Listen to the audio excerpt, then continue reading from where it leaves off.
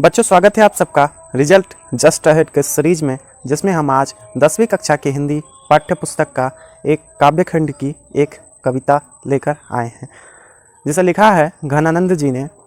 तो इस कविता पे चलने से पहले, इस काव्य पे चलने से पहले घनानंद जी के बारे में कुछ मुख्य बातें जान लेते हैं।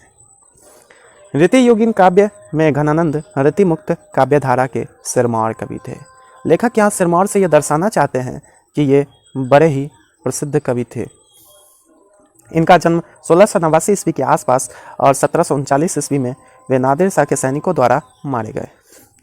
ये तत्कालीन मुगल बादशाह मोहम्मद शाह रंगीला के यहाँ मीर मुंशी का काम करते थे। ये अच्छे गायक एवं श्रेष्ठ कवि थे। किंवदंती है कि सुजान नामक नर्तकी को वे प्यार करते थे। विराग होने पर वृंदावन चले गए और वैष्णव होकर काव्य रचना करने लगे। सन 1739 में जब नादिर शाह ने दिल्ली पर आक्रमण किया, तब उनके सिपाहियों ने मथुरा और वृंदावन पर भी धावा बोला। बादशाह का मीर मुंशी जानकर घनानंद को भी उन्होंने पकड़ा और उनसे जर 3 बार सोना मांगा। घनानंद ने 3 मुट्ठी धूल उन्हें यह कहते हुए दिया, रज रज रज, धूल धूल धूल। इस पर क्रोध होकर सिपाहियों ने उनका वध कर दिया। तो बच्चों, घनानंद जी के बारे में एक प्रसिद्ध कहानी है जो प्रामाणिक तो नहीं है। इसका कोई भी प्रमाण किसी भी ग्रंथ या फिर किसी भी किताबों में नहीं मिलता है। ऐसा कहा जाता है कि घनानंद जी जब मोहम्मद शाह रंगीले, जो मुग़ल शासक था, तत्कालीन मुग़ल शासक मोहम्मद शाह रंगीले था, उसके यहाँ मीर मुंशी का काम करते थे। फिर वहीं मोहम्मद शाह रंगीले के यहाँ सुजान नामक नर्तकी से इनको प्रेम हो गया और ये अत्यंत प्रेम करते थे। सुजान भी इनसे प्रेम करती थी। फिर क्या था, राजा ने दरबार में महोत्सव का आयोजन करवाया, जिसमें सुजान को खास न्योता भेजा गया कि सुजान आकर नृत्य प्रस्तुत करे। फिर क्या था कि सुजान इस न्योते को ठुकराती है, इसको इनकार करती है। ऐसा होता है कई बार कि जो लोग महान होते हैं वो दूसरों की इच्छा पर नहीं चलते, वो खुद के मन के मालिक होते हैं। उनका जो मन होता है वो वही करते हैं। अच्छा, तो फिर सुजान जब जाती है दरबार में, राजा जब बुलाकर भेजता है सुजान को जबरन, तो सुजान नृत्य प्रस्तुत नहीं करती है। फिर घनानंद जी सुजान को कहते हैं कि सुजान नृत्य प्रस्तुत करो। तो सुजान घनानंद की ओर मुड़कर नृत्य प्रस्तुत करती है। इस क्रम में वह राजा को पीठ दिखाती है। राजा गुस्सा हो जाता है और इस सब का दोषी घनानंद को मानकर उसे तत्काल देश निकाला दे देता है। अब जब घनानंद जी जा रहे होते हैं तो सुजान से कहते हैं कि देखो सुजान, तुम्हारे कारण मुझे देश निकाला हुआ है, तुम्हें भी मेरे साथ चलना चाहिए। घनानंद के इस बातों को सुजान ठुकराती है और कहती है कि यह सजा आपके लिए है, इसलिए आप जाइए, मुझे नहीं जाना है। घनानंद जी प्रेम में इस धोखे को बर्दाश्त नहीं कर पाते और टूट जाते हैं। फिर वो सोचते हैं कि ये जो प्रेम में धोखा मिला है, तो अब मैं प्रेम के स्वामी से प्रेम करूँगा, वो जो कभी किसी को धोखा नहीं देता, वो जो सबकी इच्छा पूरा करता है। आप समझ चुके होंगे, मैं और कोई नहीं, भगवान श्री कृष्ण की बात करता हूँ। तो घनानंद जी वृंदावन जाते हैं और कृष्ण भक्ति में लीन हो जाते हैं। इतने डूब जाते हैं, भगवान से इतनी प्रेम हो जाती है कि कृष्ण भगवान के वे एक प्रसिद्ध भक्त हो जाते हैं और बड़े सिद्ध भक्त हो जाते हैं। ऐसा भगवान के द्वारा वरदान होता है कि वो जो चाहते हैं वैसा होता है, वो जो चाहेंगे वैसा होगा। ये इसका कोई प्रमाण नहीं है, बस कही सुनाई सी कहानी है जो मैं आपको सुना रहा हूँ, ताकि आपको ये काव्य जो है समझने में आसानी हो। फिर होता क्या है कि एक दिन नादिर शाह जो लुटेरा था उस समय का, वो वहाँ मथुरा वृंदावन पर आक्रमण कर देता है और नादिर शाह के सैनिकों द्वारा ये बंदी बना लिए जाते हैं। फिर नादिर शाह के सैनिकों ने, जो वो तो लुटेरा था, उससे तो धन चाहिए था, सोना चाहिए था, तो वो सोना की मांग करता है, बोलता है जर जर जर, मुझे सोना दो, सोना दो, सोना दो। अब घनानंद जी जो पूर्णतः वैरागी हो चुके थे, उनके लिए धन क्या और धूल क्या, धन तो धूल के बराबर रहता है। तो वो क्या करते हैं, मुट्ठी में धूल उठाते हैं और उसके हाथों में रख देते हैं, बोलते हैं जर जर जर के बदले रज रज रज। रज ब्रजभाषा का शब्द है और जड़ भी ब्रजभाषा का ही शब्द है और इनकी रचना भी ब्रजभाषा में मिलती है। तो रज रज रज का अर्थ होता है धूल धूल धूल। ये लो सोना, क्योंकि सोना तो इनके लिए धूल के बराबर था।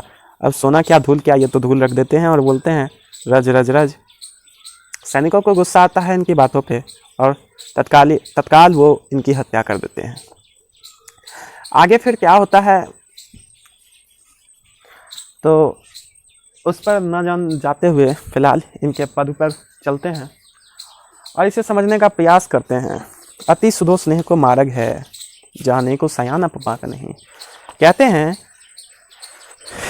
अति सुधो स्नेह को मार्ग है, स्नेह का मार्ग अति सरल है, जिस पे सयाने लोग, जाने को सयाना पाक नहीं। जाने सयाने लोग और नेक, नेक कहने का अर्थ यहाँ ये है कि जो लोग ज़्यादा दिमाग से सोचते हैं, जो लोग ज़्यादा लाभ और हानि की बातें करते हैं, वो कभी इस मार्ग पे नहीं चल सकते। तहाँ साँचे चले तजी आपन आपो, झुझुके कपटी जनिसाख नहीं। जिस पर चलने के लिए हमें सब चीज़ का त्याग करना होता है। समर्पण, प्रेम समर्पण से ही होता है, तो हमें पूर्ण समर्पण करना होता है, हमें हर चीज़ को त्यागना पड़ता है। तहाँ साँचे चले, जिस पर चलने के लिए तजी आपन आपो, सब चीज़ को त्यागना पड़ता है। झुझुके कपटी जनिसाख नहीं। जो लोग इसमें झुझकते हैं, जो लोग इसमें झिझकते हैं ना, वो कतई इस मार्ग पर नहीं चल सकते। घनानंद प्यारे सुजान सुनो, यहाँ एक ते दूसरों आंख नहीं। कितनी प्यारी सी पंक्ति है। घनानंद जी कहते हैं प्यारे सुजान सुनो, यहाँ एक से दूसरा आंख नहीं था, एक से दूसरा कोई अंक नहीं था, यानी चिन्ह नहीं था। चिन्ह क्या होता है प्यार प्रेम का?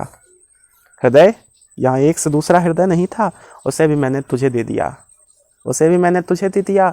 अब किसी और को दूं, मेरे पास तो ऐसा हृदय ही नहीं है, मेरे पास तो हृदय रहा ही नहीं, मैंने तुझे दे दिया। तुम कौन धोपाठी पढ़े हो कहो, तुमने किस विद्यालय में पढ़ाई की है, किस पाठ को पढ़ा है। मन लेहु पे देहु छटाक नहीं। मेरा मन तो ले लिया पर तिनका मात्र भी ना दिया। छटाक का अर्थ होता है तिनका। मन लेहु पे देहु छटाक नहीं। मन तो ले लिया पर छटाक ना दिया, तिनका भी ना दिया। तो कैसा लगा आपको? अच्छा लगा? अच्छा ना भी लगा तो भी आप क्या करें, वीडियो को पॉज करें और इसका शब्द अर्थ अभी तत्काल लिखें और फिर हम अगले पद पर चलते हैं, उसे सुने। और अगर आपको फिर भी परेशानी हो तो आप वीडियो को पीछे करके देख सकते हैं। मौ अश्वानिधि लय बरसो, मेरी आंसू को तुम लय बरसो। किससे कह रहे हैं? बरसता कौन है? बादल। तो ये बादल से कह रहे हैं मौ अश्वानिधि लय बरसो।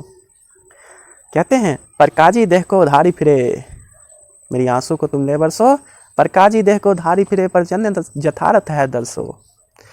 पर काजी दूसरों के काज के लिए, पर काजी देह को धारी फिरे, दूसरों के काज के लिए जो तुम इस देह को धारण करते हो। पर जन्य जथार्थ है दरसो, पर जन्य का अर्थ है बादल। बादल से ये पूछते हैं दूसरों के काज के लिए जो तुम इस देह को धारण करते हो। निधि नीर सुधा की समान करो, सभी विधि सज्जनता सरसो। तुम जो पानी को सुधा के समान करते हो। निधि नीर, नीर का अर्थ है पानी, निधि नीर, सुधा का अर्थ है अमृत। अमृत के समान कर देते हो, तुम पानी को अमृत के समान कर देते हो। कैसे?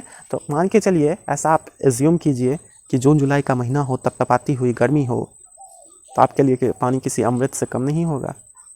फिर बारिश हो तो आपको कितना आनंद आता है। या फिर किसी किसान का खेत सूख रहा हो, उसके लिए बारिश कितना अहम होता है, ये बात आप समझ सकते हैं।